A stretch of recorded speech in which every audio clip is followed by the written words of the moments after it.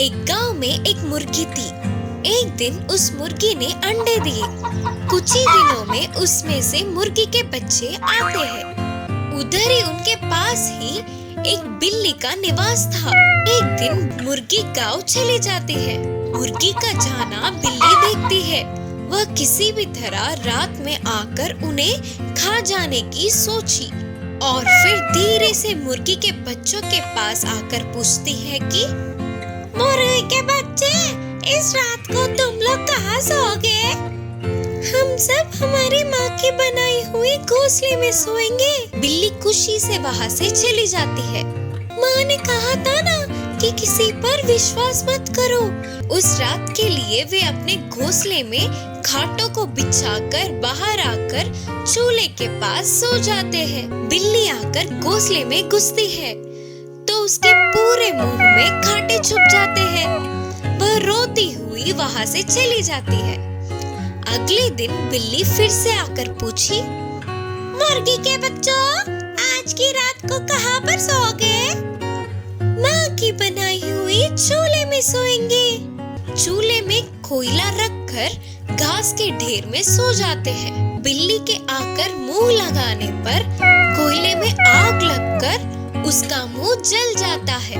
अगले दिन आकर बोलती है कि मुर्गी के बच्चों, तुम लोग मुझे झूठ बोल रहे हो ना? ठीक है, फिर हम सच बोलते हैं। हम उधर उस घास के ढेर में सोते हैं। बिल्ली चली जाती है। उसके जाते ही मुर्गी के बच्चे, ये हमें मार के खाने आ रही है। रात को बिल्ली आकर तुरंत घास के ढेर में घुसती है। मुर्गी के बच्चे उस घास के ढेर को आग लगा देते हैं। उस आग में बिल्ली जलकर राख बन जाती है। अगले दिन ही माँ मुर्गी वापस आती है। उसको बच्चे पूरी बात बताते हैं। वह खुशी से अपने बच्चों को अपने पास लेकर फिर कभी भी तुम लोगों को छोड़ के नहीं जाऊंगी करके बोलती है। यह सुनकर सारे बच्चे खुशी से उछल पड़ते हैं। एक जंगल में दो बंदर रहते थे। उन दोनों बंदरों में एक लंगड़ी थी तो दूसरी अच्छी बंदर। ये दोनों रोज दोस्तों की तरह एक ही जगह रहते थे, पर अच्छी बंदर को थोड़ा घमंड ज्यादा था। लंगड़ी बंदर को हमेशा चिढ़ाती रहती थी। एक दिन अच्छी बंदर पेड़ पे चढ़ के फल तोड़ के लंगड़ी बंदर के सामने बैठ के खा रही थी। तब भूखी लंगड़ी बंदर ने पूछा, अच्छी बंदर, मुझे भी थोड़ा फल दो ना, भूख लगी है। हैं? तुम्हें और फल? मैं मेहनत करके पेड़ पे चढ़कर तोड़ लाई। तुम्हारा लंगड़े पेड़ से चढ़कर तुम ही ले लो। मेरा पैर टूट गया ना, पेड़ चढ़ने नहीं आता। इसीलिए तो तुम्हें लंगड़ी बंदर बुलाते हैं। लंगड़ी बंदर। तुम्हें फल चाहिए ना? फल वल नहीं, कुछ नहीं मिलेगा। जाओ यहाँ से। लंगड़ी बंदर। बोलते हुए चिढ़ाकर अच्छी बंदर हंस रही थी। अच्छी बंदर की बातों से लंगड़ी बंदर रोते रोते वहाँ से दूर जाके एक छोटे से पत्थर पर बैठती है। फिर उसे एक छोटा सिक्का मिलता है। फिर रोते रोते बड़े पत्थर बैठे तो उधर बड़ा सिक्का मिलता है। सिक्के मिलने की खुशी में लंगड़ी बंदर आगे 3 पलटी मारती है। ऐसे 3 बोरियों के अनाज प्रकट होते हैं। ऐसे ही पीछे से 7 पलटियां मारने पर 7 बोरी अनाज के प्रकट होते हैं। इन्हें देखकर खुशी से पागल होने वाली लंगड़ी बंदर ने कहा, अरे वाह, इतने सारे बोरियां आए, इनको बेचे तो बहुत सारे पैसे मिलेंगे। सोचते हुए उन सबको बाजू के एक गाड़ी में रखकर धीरे से लंगड़ाते हुए जंगल पार करके पास के दुकान में बेच देती है। ऐसे मिले पैसों से केले खरीदकर वापस अपनी जगह पहुंच जाती है। वह एक पत्थर पर बैठकर केले खा रही थी। ऐसे लंगड़ी बंदर को देखने वाले अच्छी बंदर को भी केले खाने का मन हुआ। तुरंत लंगड़ी बंदर के पास जाकर अच्छी बंदर ने पूछा, लंगड़ी बंदर, मुझे भी ये केले दो ना, प्लीज। हाँ, अब तक मैंने फल पूछा था, तूने दिया क्या? मैं नहीं दूंगी। नहीं दोगी अभी तक मुझे चिढ़ा रही थी ना। मैं रोते हुए छोटे पत्थर पर बैठी तो छोटा सिक्का और बड़े पत्थर पर बैठी तो बड़ा सिक्का मिला। उसके खुशी में आगे 3 पलटियां मारी तो बोरी अनाज मिले। उसके बाद पीछे से 7 पलटी मारी तो 7 बोरी के अनाज मिले। ने बेचकर केले खरीद लिया। ये सब सुनने वाली अच्छी बंदर भी ऐसे ही करके वो भी केले कमाना चाहती थी। तुरंत ही लंगड़ी बंदर ने जैसा कहा था, थोड़ा रोते हुए, हंसते हुए, फिर रोते हुए, नाटक करते हुए छोटे पत्थर पर बैठती है तो उधर छोटा बिच्छू उसे काट लेता है। बिच्छू के काटने पर भी बाकी के सिक्के तो आएंगे सोचकर फिर रोते हुए, हंसते हुए, फिर नाटक करते हुए बड़े पत्थर पर बैठती है तो अब बड़ी बिच्छू काट लेती है उसे। तो दर्द में रोते हुए आगे 3 पलटी मारती है। आगे के दांत टूट जाते हैं। उसी दर्द में पीछे से 7 पलटी मारती है तो उसकी पीठ की हड्डी टूट जाती है। अब खड़े भी ना हो पाते हुए रोते हुए बैठती है। अच्छी बंदर को उस स्थिति में देखकर लंगड़ी बंदर को बहुत तरस आती है। अरे रे, क्या हुआ? उतनी चोट कैसे खाई? ठीक है, छोड़ो अब, उतनी मेहनत मत करो, मैं तुम्हें केले दूंगी। जब तुमने पूछा था तब मैंने फल नहीं दिया, फिर भी तुम मुझे अपने केले दे रहे हो। मैं नहीं, तुम हो अच्छी बंदर। से उसकी घमंड ठिकाने पर आकर दोनों अच्छे दोस्त बने। शेर की तरह बदलने वाली पप्पी। एक जंगल था। उस जंगल में एक साधु आश्रम का निर्माण करके वहीं पे ध्यान में लीन रहता था। किसी के भी मदद मांगने पर हमेशा मदद करता। उनकी इस अच्छाई को सारे जानवरों ने जान लिया। हर तरह के जानवर आश्रम में आकर खुशी से खेलते थे। और तो और जंगली जानवर भी बाकी के पालतू जानवरों से मिलजुल कर रहते थे। एक दिन उस साधु के आश्रम में न जाने कहां से एक पप्पी आई और उस साधु को वह बहुत प्यारी लगने पर वह पालने लगा। एक दिन पप्पी आश्रम से बाहर आकर जंगल में कुछ दूर तक गई। ऐसे अकेले जा रहे पप्पी को एक चीता ने देखा, तुरंत उसके पीछे पड़ गया। पप्पी जल्दी जल्दी भाग के साधु के पीछे छुपकर अपने डर का कारण बताया। तब उस साधु ने पप्पी को अपनी शक्ति से उसे चीता के रूप में बदल दिया।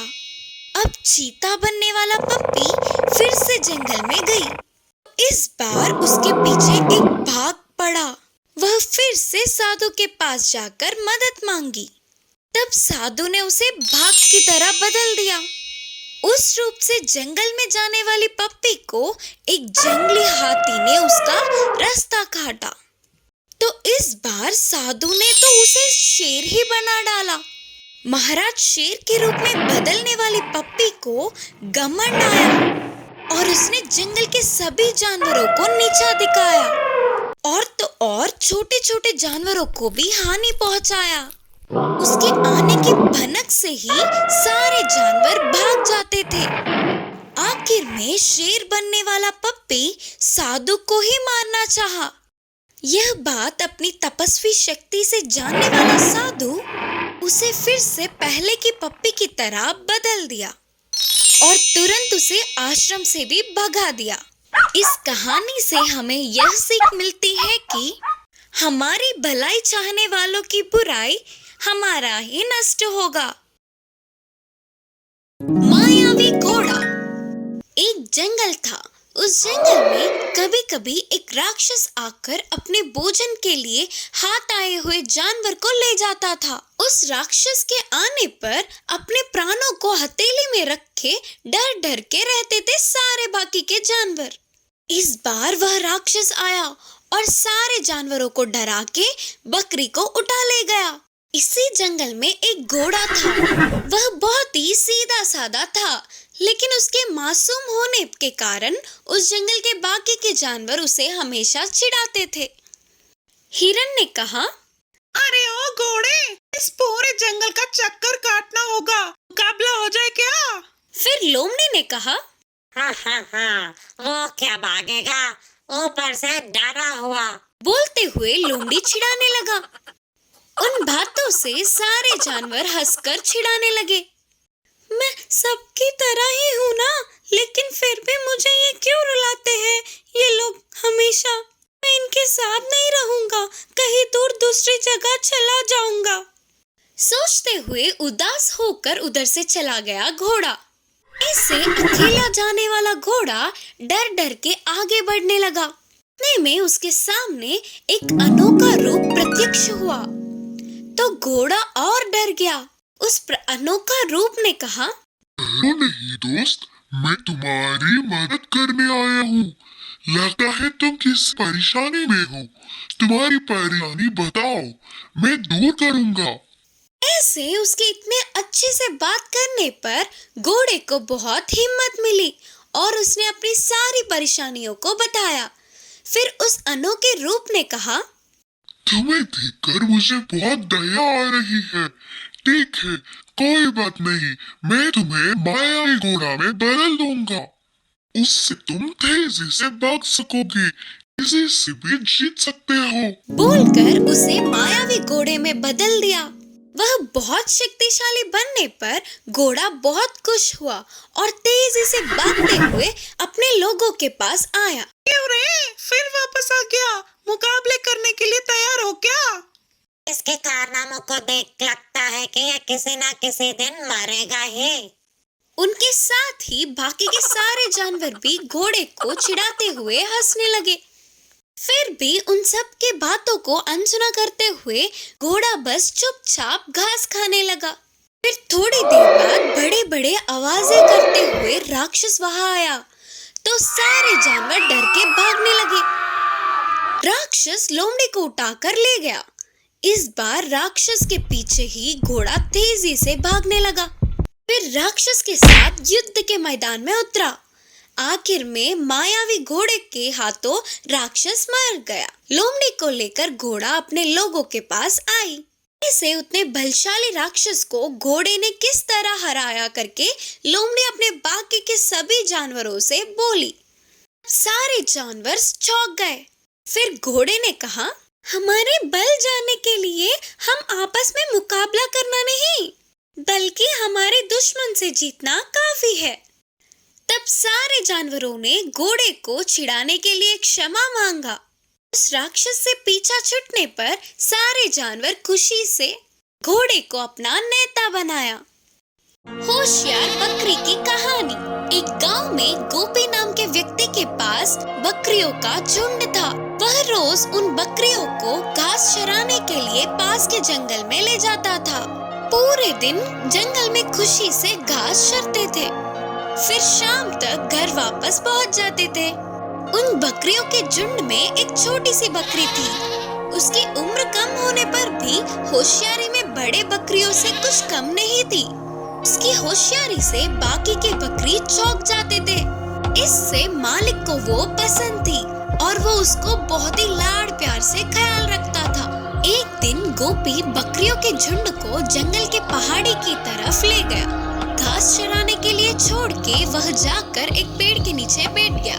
फिर वह छोटी सी बकरी इधर उधर भागते हुए झुंड से दूर चली गई। थोड़ी देर बाद अपने झुंड से दूर आ गई करके जानने वाली बकरी वापस पीछे की तरफ मुड़ गई। ऐसे वापस जा रही थी तो उसे रास्ते में एक बाघ दिखा। उसे देखते ही पहले बकरी डर से कांपने लगी, फिर किसी भी तरह साहस जुटाकर बाघ के सामने खड़ी रही। बाघ उस पर कूदने के लिए तैयार था। तभी बकरी ने उसे रोकते हुए कहा, बाघ राजा, एक क्षण रुकिए, मैं आपको 3 सच बोलूंगी। अगर आप उन्हें सच मानते हो तो आपको मुझे छोड़ देना होगा। बकरी की बातें मजेदार लगने पर बाघ ने कहा, ठीक है, बोलो। फिर बकरी ने कहा, अगर आप बाकी के भाग से मुझे आज एक बकरी मिली, लेकिन मैंने उसे बिना मारे छोड़ दिया करके बोलने पर वे नहीं मानेंगे, सच है ना? सच ही है करके बोलते हुए बाघ ने सिर हिलाया। फिर बकरी ने कहा, ऐसे ही मैं भी अपनी बकरियों से मेरे भाग के हाथ लगने पर भी उसने मुझे बिना खाए छोड़ दिया करके बोलने पर वो भी नहीं मानेंगे, कहा। हाँ, सही है। फिर बकरी ने कहा, अब तीसरी बात, हम अपने लोगों को बताने के लिए मैं आपको कुछ नहीं करूँगी और आप भी मुझे कुछ नहीं करोगे। ये भी सच है ना? बकरी ने अपनी होशियारी से कहा। उतनी छोटी सी बकरी के ऐसे उसके सामने खड़े होकर साहस से बात करने पर बाघ को बकरी अच्छी लगी और बाघ ने कहा, सच में तुम बहुत ही होशियार हो, मैं तुम्हें छोड़ रहा हूँ, जाओ। करके बाघ ने हंसते हुए बोला। इससे छोटी सी बकरी अपने प्राणों को बचाकर खुशी से उछलते हुए आकर अपने झुंड में मिल गई। इस कहानी की शिक्षा है कि अपनी होशियारी से कितनी भी बड़ी मुश्किल का सामना कर सकते हैं।